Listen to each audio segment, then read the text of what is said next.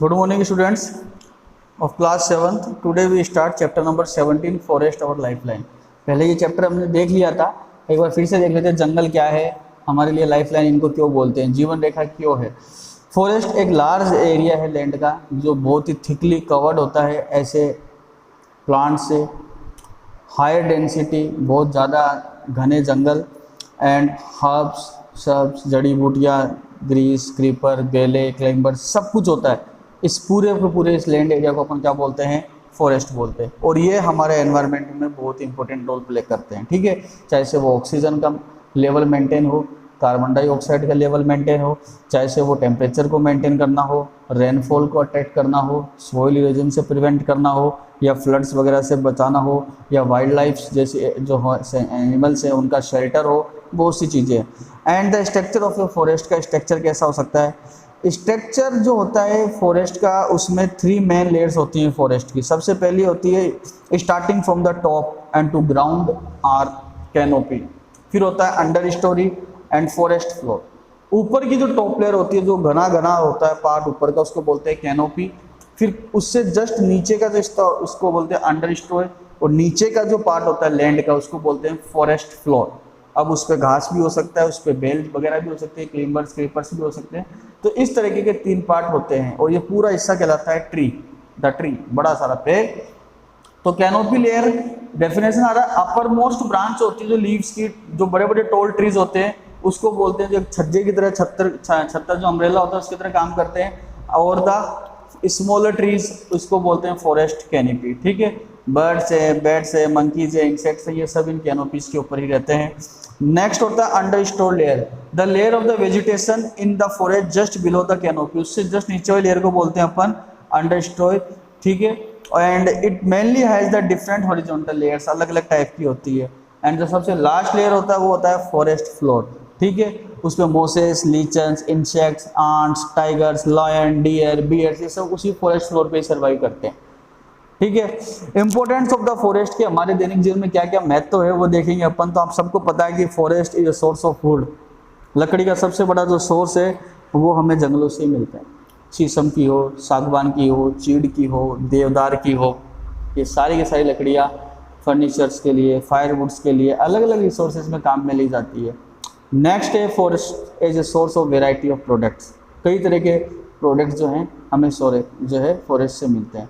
जैसे कि कुछ पेड़ों के पास में एक सब्सटेंस पाया जाता है जिसको बोलते हैं टेक्सोल, और ये टेक्सोल सब्सटेंस जो है ये कैंसर जैसी बीमारी से लड़ने में काफ़ी मदद करता है। रबड़ कम्स फ्रॉम द रबड़ ट्रीज, गम ट्रीज से बबूल, कीकड़ जो होते हैं इनसे गोंद निकालते हैं अपन।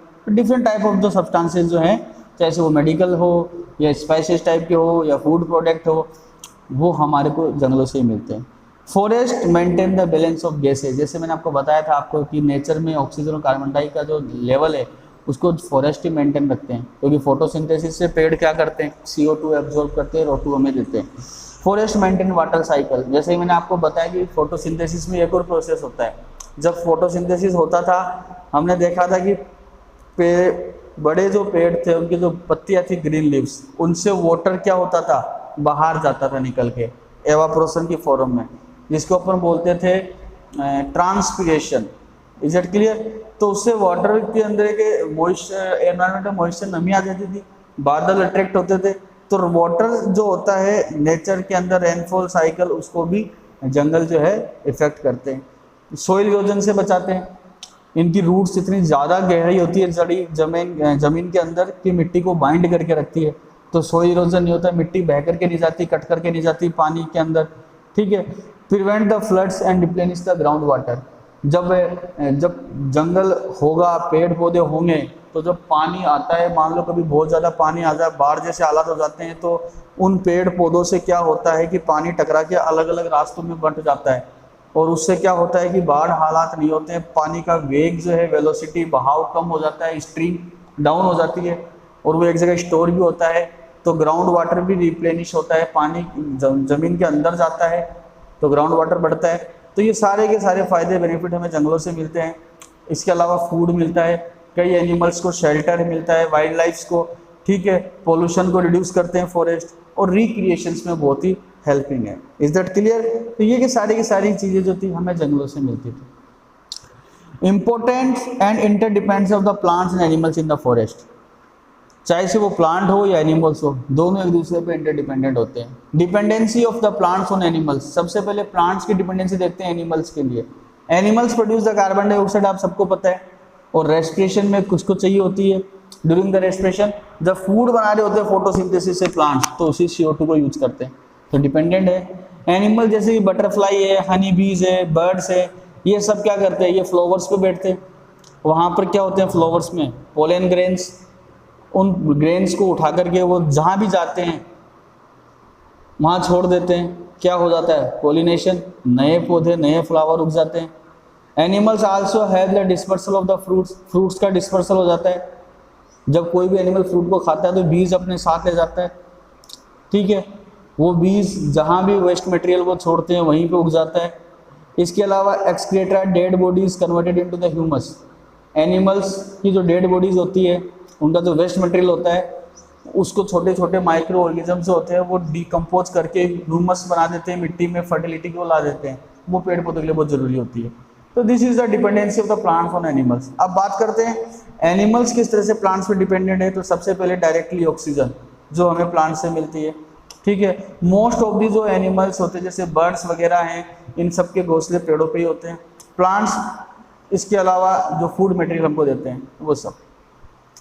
नेक्स्ट बात करते हैं अपन फूड चेन के बारे में। तो सीरीज ऑफ ऑर्गेनिज्म, क्लास 6 में भी पढ़ा था अपन ने, जो लिंक टुगेदर एक साथ जुड़े हुए रहते हैं। And process of the eating and being eaten, कौन किसको खाता है, this is the process of the called the food chain.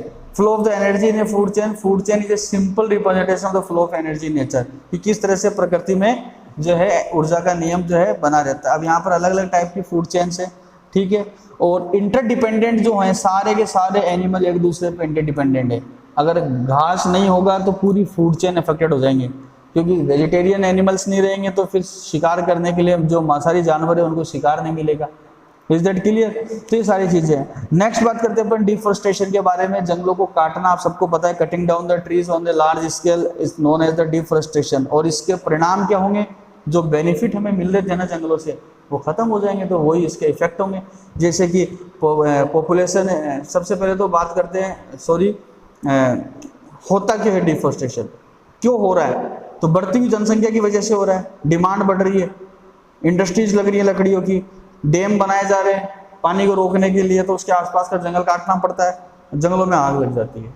वो नेचुरल कोज है, लेकिन मैन मेड कोज सबसे ज़्यादा इफेक्टिव है आज की तारीख में।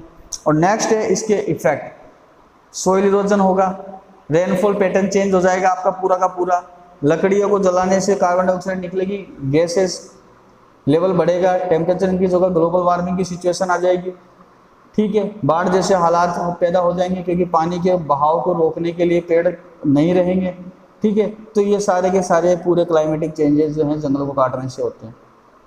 अब कंजर्वेशन करना है आपको फॉरेस्ट का, तो एफोरेस्टेशन करना पड़ेगा, लोगों को सोशली अवेयर करना पड़ेगा, फॉरेस्ट के लिए, जंगलों के लिए पेड़ पौधों का महत्व समझाना पड़ेगा। और ट्री फॉर ए ट्री, एक पेड़ के बदले आपको 4 पेड़ लगाने ही पड़ेंगे, ठीक है। न्यूज़पेपर्स में एडिटोरियल देना होगा, इस तरह से हम पेड़ पौधों को बचा सकते हैं, ठीक है। एफोरेस्टेशन हम जानते हैं जुलाई में वन महोत्सव आता है और वो हम मनाते हैं हर स्कूल वगैरह में।